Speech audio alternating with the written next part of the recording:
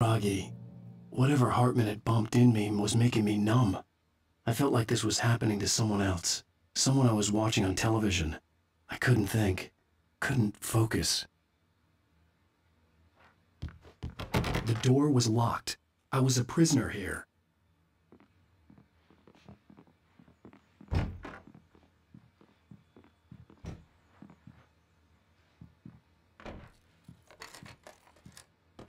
Good evening, Alan. Are we feeling better now? Feeling calm? Yeah. I see you brought your pet gorilla with you. So sure, I'm calm. I get the message. Loud and clear. Why, right. That's the spirit. You're being very brave, Alan. I understand you're confused. I would be more concerned if you weren't suspicious of me. I don't blame you for it. Big of you. Now, why don't you come with me? We'll reacquaint you with my clinic and go over everything you might have forgotten. Little walk and some fresh air? Yes, it will do you good.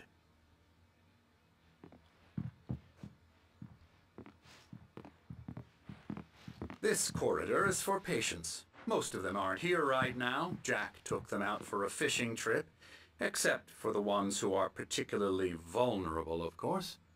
I encourage creativity as a part of the recovery process here at Cauldron Lake Lodge. I specialize in treating artists. I bet you do. Splendid, Alan. I honestly believe we can get this thing under control if we work together. This way, Alan.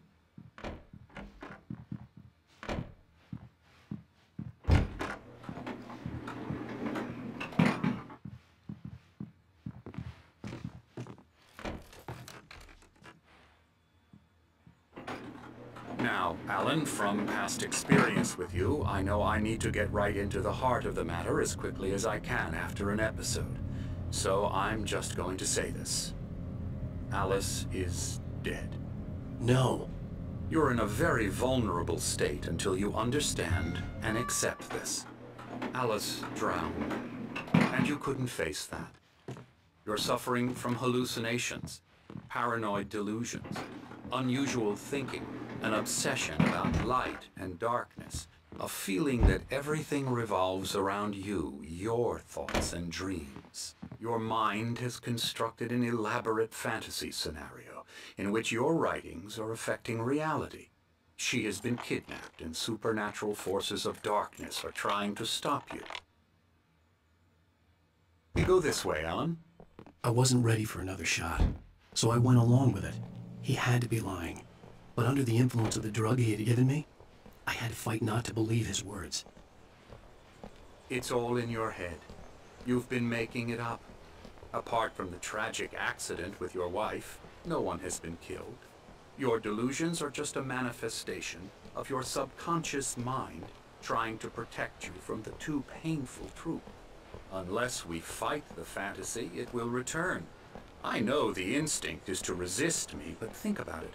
Doesn't this make far more sense than the insane supernatural conspiracy you have concocted in your mind? You're a skeptic by nature, Alan. We both know this. Everything can be explained logically.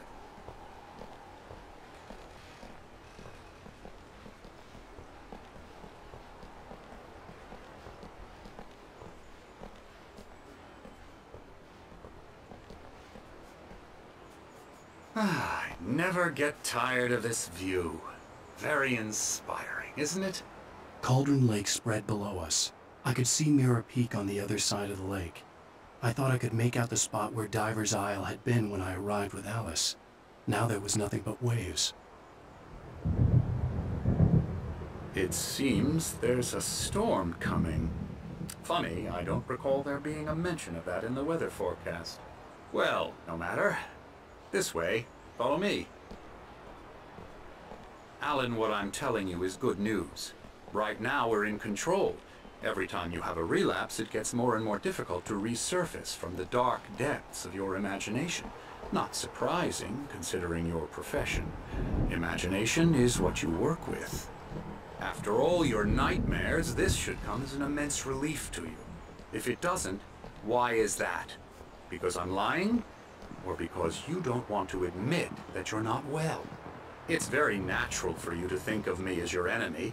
It's part of the I illness. let him After talk. all, Hartman I'm the one obviously trying loved to his bring own you voice. out of the world His you've words echoed constructed for madly yourself. inside my head. But I can't I dug my do it nails by into the myself. palms of my hands to stay You need focused. to work with me.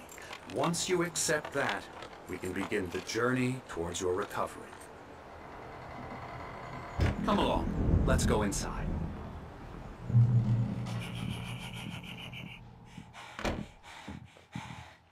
Here's the entrance to the office wing. That's for staff only. You were impressed by my trophies when you first arrived here. I do love to hunt. The great outdoors, man versus nature. It's wonderful stuff. Pretty damn wonderful, yeah.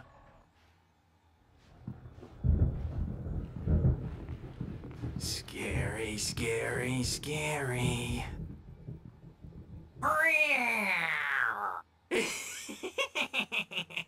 Emerson.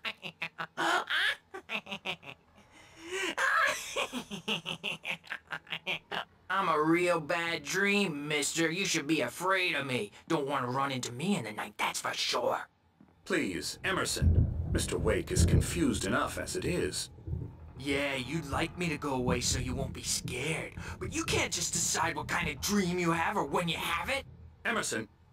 Okay, sorry. Boo. That's Emerson. We're actually making some progress with him, I'm happy to say. He works on video Elbow strike. games. Ooh, It's yeah. trash, of course, but it does involve Get him some to the head. small creative effort, which makes him receptive to my therapeutic methods. No kidding.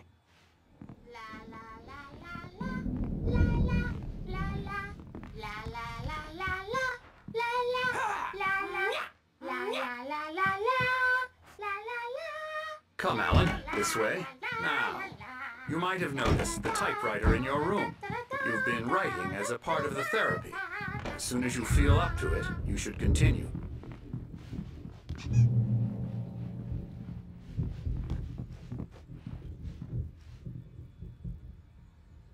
My rheumatism's killing me.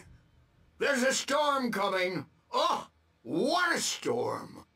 I hope it wipes this place off the face of the earth.